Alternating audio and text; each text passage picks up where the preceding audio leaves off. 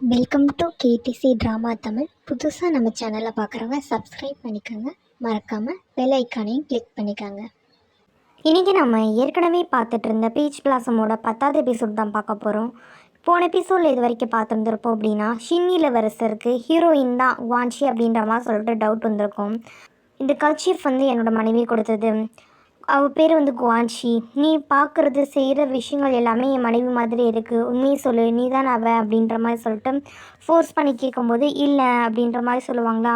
எப்படி நீ அவளை மாதிரி நடந்துக்கிறேன்னு சொல்லும்போது இல்லை நான் அவளோட ஃப்ரெண்டு அப்படின்ற மாதிரி சொல்லிட்டு மேனேஜ் பண்ணுவாங்க. ஹீரோயினுக்கு உள்ளுக்குள்ளே என்ன தான் பதட்டமாக இருந்தாலுமே வெளியில் அதை காட்டிக்க மாட்டாங்க. ஏன்னா ஆல்ரெடி ஒரு வாழ்க்கை வாழ்ந்துருக்காங்கல்ல, அதனால் திருப்பி அதே வாழ்க்கைக்கு போக விரும்பலை. அதனால் அவங்க மழுப்பிட்டு அந்த இடத்த அவாய்ட் பண்ணிட்டு வந்துடுவாங்க.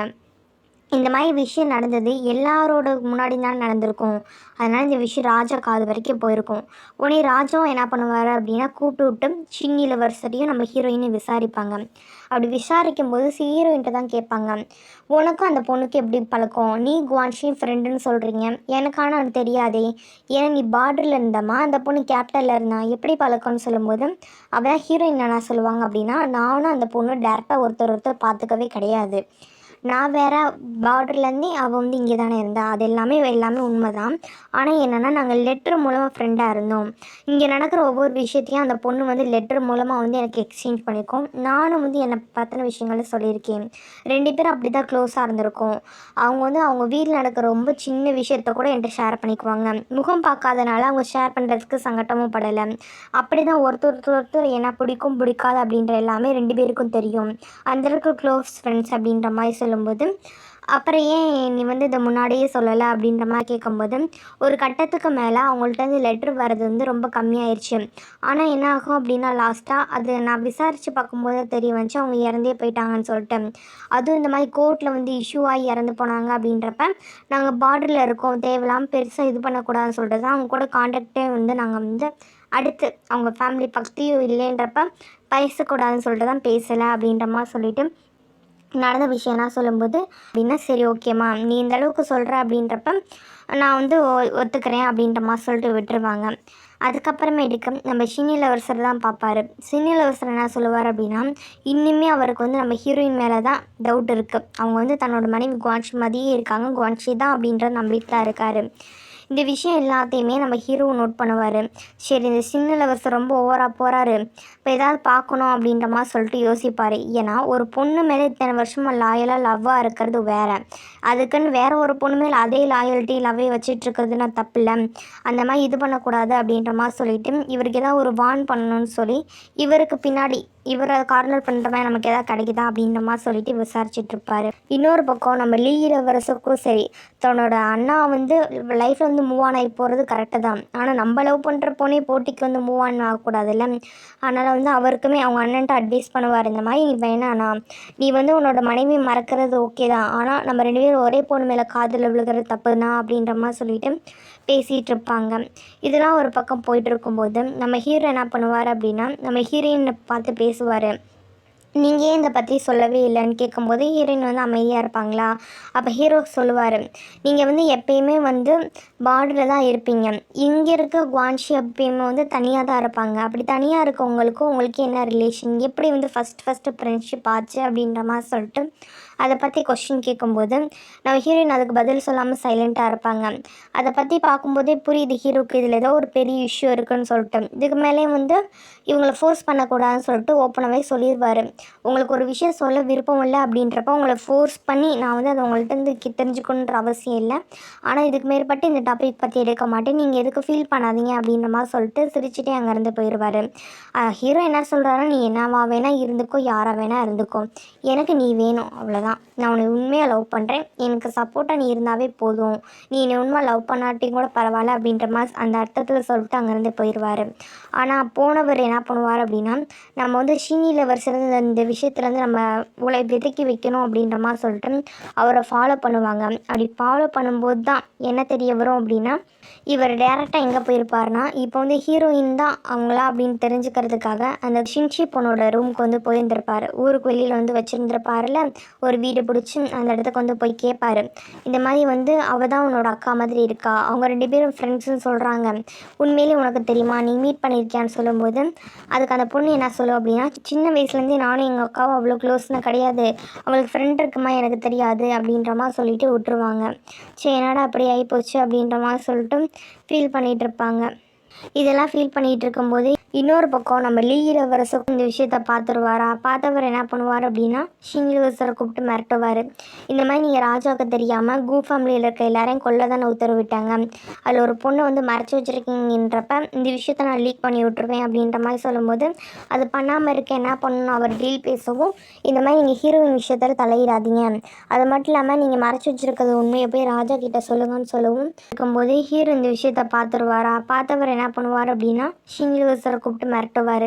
இந்த மாதிரி நீங்கள் ராஜாவுக்கு தெரியாமல் கு ஃபேமிலியில் இருக்க எல்லாரையும் கொல்ல தானே உத்தரவிட்டாங்க, அதில் ஒரு பொண்ணை வந்து மறைச்சி வச்சுருக்கீங்கன்றப்ப இந்த விஷயத்த நான் லீக் பண்ணி விட்ருவேன் அப்படின்ற மாதிரி சொல்லும்போது, அது பண்ணாமல் இருக்க என்ன பண்ணணும் அவர் டீல் பேசவும், இந்த மாதிரி நீங்கள் ஹீரோயின் விஷயத்தில் தலையிடாதீங்க, அது மட்டும் இல்லாமல் நீங்கள் மறைச்சி வச்சுருக்கிறது உண்மையை போய் ராஜா கிட்ட சொல்லுங்கன்னு சொல்லவும், உடனே சரி அப்படின்ற மாதிரி சொல்லிட்டு ஷின் இளவரசர் என்ன பண்ணுவார் அப்படின்னா, டேரக்டாக ராஜா கிட்டே போயிட்டு இந்த மாதிரி இந்த பொண்ணை வந்து நான் மறைச்சி வச்சுருக்கேன் அப்படின்ற மாதிரி சொல்லவும், இவ்வளோ நாள் வந்து கோர்ட்டுக்கு லாயலாக தான் ஷின் இளவரசர் இருந்திருப்பார். சரி ஓகே, அந்த பொண்ணு எந்த தப்பும் பண்ணல அப்படின்றதுனால நான் விட்டுறேன்ப்பா அப்படின்ற மாதிரி சொல்லிட்டு விட்டுருவாங்க.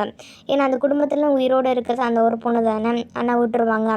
ஆனால் ஒரு கண்டிஷன், நீ வந்து அந்த பொண்ணை மேரேஜ் பண்ணிக்கணும் அப்படின்ற மாதிரி ஷின் இளவரசர் சொல்லும்போது, ஷின் இளவரசர் என்ன சொல்லுவார் அப்படின்னா, அந்த பொண்ணை நான் அந்த கண்ணோட்டத்தில் பார்க்கல, அந்த பொண்ணு யார் அப்படின்னா என்னோட மனைவியோட தங்கச்சி, அந்த பொண்ணை வந்து என்னோட மகஸ்தானத்தில் தான் நான் பார்த்தேன், அதனால் மேரேஜ் பண்ணிக்க மாட்டேன் அப்படின்ற மாதிரி சொல்லிட்டு அந்த ஒரு விஷயத்துக்கு மட்டும் எக்ஸ்கியூஸ் வாங்கிட்டு போயிடுவாங்க. இப்போ இந்த கு ஃபேமிலியில் ஒரு பொண்ணு உயிரோடு இருக்குது அப்படின்றது இதோட எல்லாத்துக்கும் தெரிகிற மாதிரி அனௌன்ஸும் பண்ணிடுவாங்க.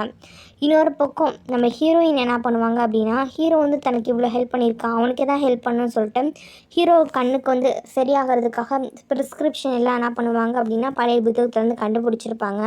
அந்த விஷயத்தை ஹீரோக்கு ட்ரீட்மெண்ட் பார்க்குற டாக்டர்கிட்ட சொல்லவும் அவர் என்ன பண்ணுவார் அப்படின்னா, ஹீரோ கூப்பிட்டு அதுபடி ட்ரீட்மெண்ட் பார்க்க ஆரம்பிப்பாங்க. ஆக்சுவலாக அது என்ன மெத்தட் அப்படின்னா, கண்ணில் வந்து அக்குபஞ்சர் பண்ணுறது, கண்ணை சுற்றி நீடில் குத்தி அந்த மாதிரி அவர் பண்ணிகிட்டு இருப்பாரா. இந்த விஷயத்தை நம்ம ஹீரோயின் பார்த்து ஹீரோ கிண்டல் பண்ணிகிட்டு இருப்பாங்க. பார்க்க எப்படி காமெடியாக இருக்குது தெரியுமா அப்படின்ற மாதிரி சொல்லிட்டு ஹீரோ டீஸ் பண்ணிகிட்டே இருப்பாங்க. ஏன்னா டீஸ் பண்ணுற அப்படின்ற மாதிரி இருக்கும்போது, இல்லைப்பா சிரிப்பு தாங்க முடியல அப்படின்ற மாதிரி சொல்லிட்டு பேசிகிட்டு இருப்பாங்க. அடுத்து ஹீரோயினே என்ன பண்ணுவாங்க அப்படின்னா, அந்த மெடிசன்லாம் கொடுக்கணும்ல, அதெல்லாம் ஹீரோக்கு வந்து ஸ்பூன் வச்சு ஊட்டி விட்டுட்டு இருப்பாங்க. இந்த விஷயம் எல்லாத்தையும் பார்க்கும்போதே நம்ம ஹீரோக்கு புரியுது, ஏன்னா அவள் வந்து ஃபேக்காகவே நம்ம மேரேஜ் பண்ணிக்கிறேன்னு சொன்னாலுமே இவள் இந்த மாதிரி பண்ணுறது எல்லாமே நல்லா இருக்கல அப்படின்ற மாதிரி சொல்லிட்டு அவர் சொல்லுவார், சீக்கிரமாகவே ராஜாட்ட பேசி நம்மளோட மேரேஜ் வைக்க சொல்லவான்னு கேட்கும்போது ஹீரோயின் என்ன சொல்லுவாங்க அப்படின்னா, இல்லை இல்லை அவசரப்படாதீங்க, கொஞ்சம் வெயிட் பண்ணுங்கள், கொஞ்சம் நேரம் போச்சு அப்படின்னா நல்லா இருக்கும்னு சொல்லுவாங்க. ஏன் இப்படி சொல்கிறேன்னு சொல்லி கேட்கும்போது, இல்லை எதுவாக இருந்தாலும் சரி சரியான டயத்தில் சரியான நேரத்தில் பண்ணும்போது நமக்கு பர்ஃபெக்டாக இருக்கும், கொஞ்சம் வெயிட் பண்ணுங்கள் அப்படின்ற மாதிரி சொல்லவும், சரி ஓகே அப்படின்ற மாதிரி சொல்லிட்டு ஹீரோவும் சொல்லிடுவாங்க. இப்படியே உங்கள் லைஃப் ஸ்டைல் போயிட்டுருக்குமா. அடுத்து கொஞ்சம் நாளைக்கு கழிச்சு தான் காட்டுறாங்க, ஹீரோயின் வந்து பேலஸ்லேருந்து கூப்பிட்டு விட்ருப்பாங்க. சரின்னு சொல்லிட்டு ஹீரோயின் வந்து தன்னோட அசிஸ்டண்ட் கூட பேலஸ்க்கு போவாங்க. அங்கே பார்த்தோம் அப்படின்னா, அதான் ஹீரோயின்ட்ட பிரச்சனை பண்ணோம்ல அந்த ஹூ குடும்பத்தோட பொண்ணு, அந்த இளவரசி, அந்த பொண்ணு என்ன பண்ணோம் அப்படின்னா, அந்த பொண்ணோட சர்வெண்ட்டை வந்து அங்கே வந்து கொடுமைப்படுத்திகிட்டு இருக்கும். இந்த விஷயத்தை பார்த்த ஹீரோயின் வந்து யோசிச்சு பார்ப்பாங்க, இந்த பொண்ணு தான் அன்றைக்கி வந்து குதிரையிலேருந்து நம்ம கீழே விழுகிறதுக்கு காரணமாக இருந்துச்சுன்னு சொல்லிட்டு. அப்போ இது வரைக்கும் நம்ம அடிப்பட்டது எல்லா விஷயத்துக்கும் காரணம் இவ தான் நம்மளை டார்கெட் பண்ணுறா அப்படின்னு சொல்லிட்டு ஹீரோயின் கெஸ் பண்ணவும் போய் டேரெக்டாகவே கேட்பாங்க, நீ தான் இந்த மாதிரி பண்ணுன்னு கேட்கும்போது அந்த பொண்ணு எல்லாத்தையும் ஒத்துக்கும்.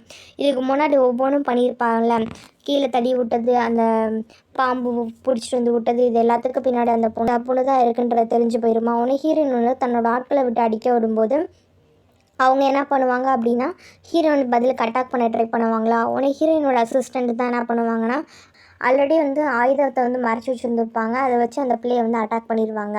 அதனால் அந்த இளவரசி வந்து அப்படியே கீழே விழுந்துருவா. கீழே விழுந்ததுனால அவளுக்கு வந்து ரத்தம் வர ஆரம்பிச்சிடும்.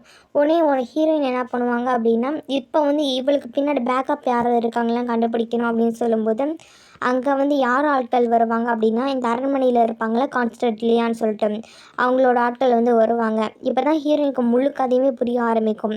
ஆக்சுவலி இந்த ஒரு பொண்ணு மட்டும் நம்மளை கொலை பண்ண ட்ரை பண்ணல, அரண்மனையில் இருக்கவங்க தான் நம்மளை கொல்ல வந்து ட்ரை பண்ணிகிட்டு இருக்காங்க. அதுவும் அவங்கள்ட்ட இருக்க அந்த எம்ப்ராய்டரி போட்ட நூல் வந்து அவங்கக்கிட்ட தான் இருக்குது அப்படின்றத கெஸ் பண்ணிடுவாங்க. இதில் ராஜமாதா ஓடுதுன்னு தெரியவும் சரி இதுக்கு மேற்பட்டு நம்ம கரெக்டாக பார்க்கணும் அப்படின்ற மாதிரி சொல்லிட்டு டேரெக்டாகவே என்ன பண்ணுவாங்கன்னா அந்த கான்ஸ்டன்ட்லியான்ட்ட போய் கேட்பாங்க. இந்த பவுச் வந்து நீங்கள் உங்கள்கிட்ட இருக்க த்ரெட்டு மூலமாக தான் போட்டிருக்காங்க, நீங்கள் தானே என்னை வந்து கொல்றதுக்கு ட்ரை பண்ணது, இதுக்கு முன்னாடி என்னை வந்து கொல்றதுக்கு 4 தடவை அட்டம்ப்ட் வந்து ஆயிருக்கு, அந்த 4 தடவை நீங்கள் தானே பண்ணீங்கன்னு கேட்கும்போது அவங்க தனக்கு எதுவுமே தெரியாது அப்படின்ற மாதிரி சொல்லிட்டு ஆக்ட் பண்ணிகிட்டு இருப்பாங்க. உடனே ஹீரோயினும் இதுக்கான எவிடன்ஸை நான் வந்து இன்னும் பலமாக கண்டுபிடிச்சிட்டு வரேன் அப்படின்ற மாதிரி சொல்லிட்டு அங்கேருந்து போயிடுவாங்களா. அப்படி ஹீரோயின் போன அடுத்த செகண்டே அவங்க என்ன ஆர்டர் போடுவாங்கன்னா தன்னோட வேலையாட்களுக்கு இதே மாதிரி பவுச் வந்து ஒரு 10-15 ரெடி பண்ணி நமக்கு விக்கியில் வேலை பார்ப்பாங்களா அவங்க எல்லாருக்கும் வந்து டிஸ்ட்ரிபியூட் பண்ணுங்கள் அப்படின்ற மாதிரி சொல்லுவாங்க. ஏன்னா ஒரு பவுச் இருந்துச்சு அப்படின்னா இவங்க தான் அப்படின்ற மாதிரி பழி போட்டுடலாம், 10-15ன்றப்ப யார் வேணால் பண்ணியிருந்துருக்கலாம்ல, அந்த மாதிரி வந்து வேலை பார்த்து வச்சுருந்துருப்பாங்க. அப்படி வந்து அவங்க வந்து இந்த மாதிரி ஒரு பிளான் பண்ணிகிட்டு இருப்பாங்களா. இப்படி பிளான் எல்லாம் போயிட்டுருக்கும்போது அடுத்து என்ன நடக்கும் அப்படின்னா இவங்க வந்து இவங்களுக்கு பிடிச்ச மாதிரி வந்து ஒரு பெட்டு வச்சுருப்பாங்க பூனைக்குட்டி. அந்த பூனைக்குட்டி திடீர்னு என்னாச்சுன்னு தெரில ரொம்ப கோவப்பட்டு அதோட நகத்தால் இவங்களை வந்து கீறி விட்டுரும். இப்போ நார்மலாக பூனை கீறதுனா ஓகே தானே, இருந்தாலும் ஓகே அப்படின்ற மாதிரி சொல்லிவிட்டு அதுக்கப்புறம் என்ன நடக்கும் அப்படின்னா இவங்களோட பையன் வந்து இவங்களை பார்க்கணும் அப்படின்ற மாதிரி சொல்லிட்டு வருவாங்க. இவங்க வந்து பேசிகிட்டு தான் இருப்பாங்க. அந்த டைம் என்னாகும் அப்படின்னா இவங்க வளர்த்த பூனைக்குட்டி ஒன்று இவங்களை கீறி விட்டுடும். அந்த கீறி விட்டவும் கொஞ்சம் எரிச்சலாக இருக்கும்ல, அந்த கடுப்பை வந்து அவங்க பையன் மேலே காட்டி திட்டிகிட்டு இருப்பாங்க.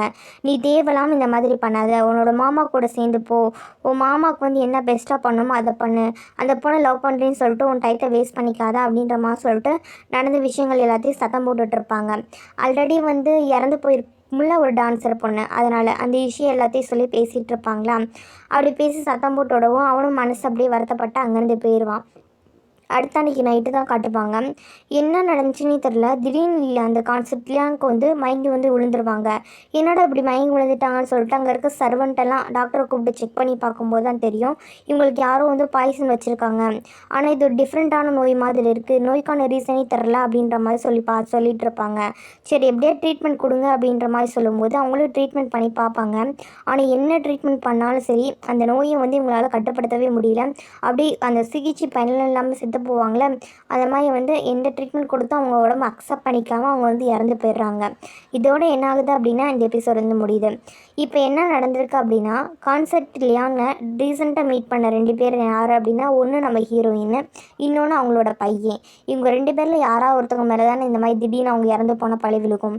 அப்போ யார் மேலே தான் பழி விழுகும்? நம்ம ஹீரோயின் வந்து மோஸ்ட்லி டார்கெட் பண்ணதான வாய்ப்பு இருக்குது. அப்போ ஹீரோயினை டார்கெட் பண்ணாங்கன்னா ஹீரோயின் எப்படி வெளியில் வருவாங்க அப்படின்ற எல்லாத்தையும் அடுத்து வரக்கூடிய எபிசோடுகளை பார்த்து தெரிஞ்சுக்கலாம்.